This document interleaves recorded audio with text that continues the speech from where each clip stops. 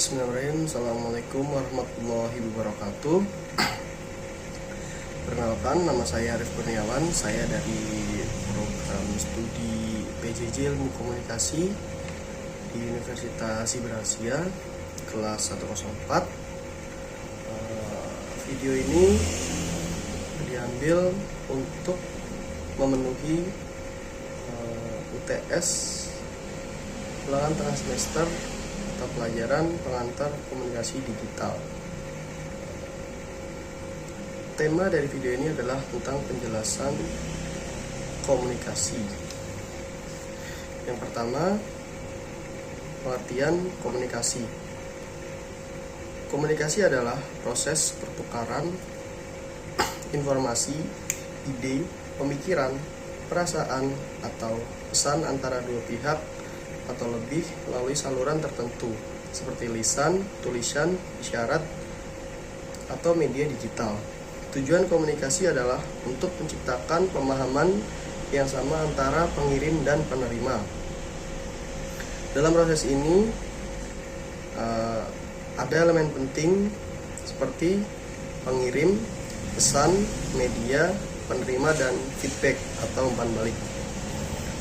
Selanjutnya, contoh-contoh komunikasi yaitu komunikasi lisan, komunikasi tulisan, komunikasi nonverbal, dan komunikasi digital.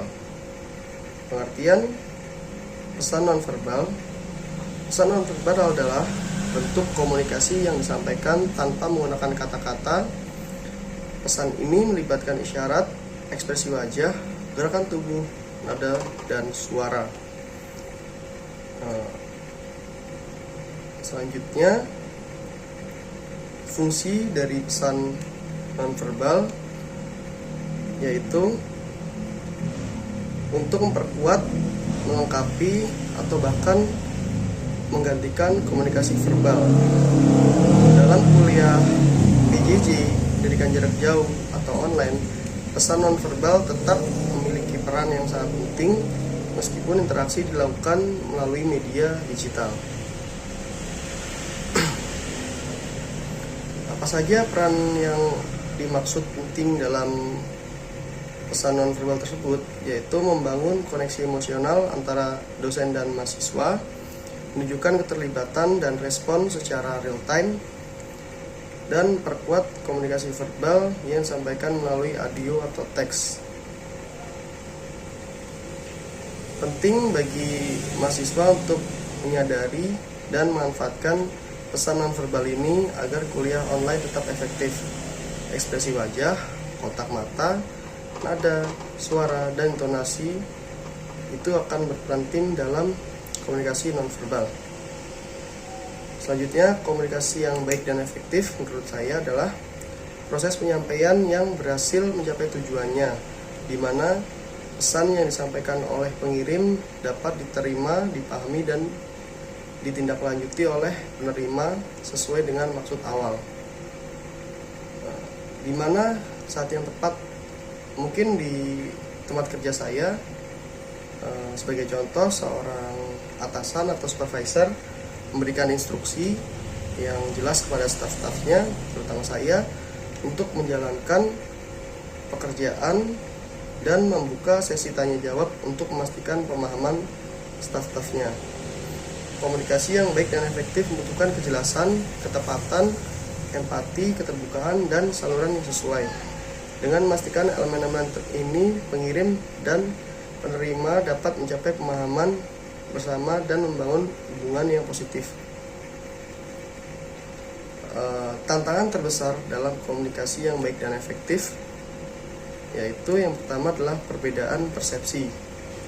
Mungkin ini adalah suatu contoh yang sangat sering kita jumpai di saat salah satu staf mengemukakan pendapat, lalu ada staf yang lain yang persepsinya yang sangat berbeda atau tidak sama persepsinya dengan staf yang lain. Itu adalah suatu hambatan dalam komunikasi. Yang kedua adalah hambatan bahasa. Mungkin dari pengalaman pribadi saya, ada atasan yang menyelipkan sedikit kata dengan bahasa daerahnya, dan itu kita tidak semua tahu dengan bahasa tersebut. Yang ketiga itu noise atau gangguan di saat melakukan briefing atau meeting di luar lapangan. Seringkali kita terganggu dengan suara mesin, karena itu adalah suatu hambatan dalam komunikasi, yaitu suara bising pada mesin tersebut.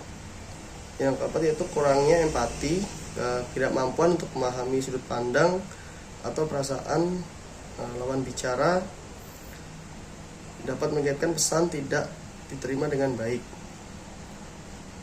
Contohnya yaitu pemimpin yang tidak mau dengerin atau tidak mau mendengarkan saran dari karyawan dan hanya fokus pada target bisnis tersebut.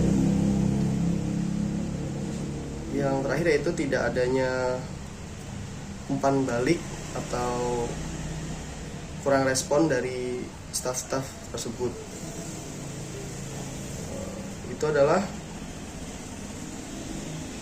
hambatan-hambatan yang dapat saya jelaskan dalam komunikasi.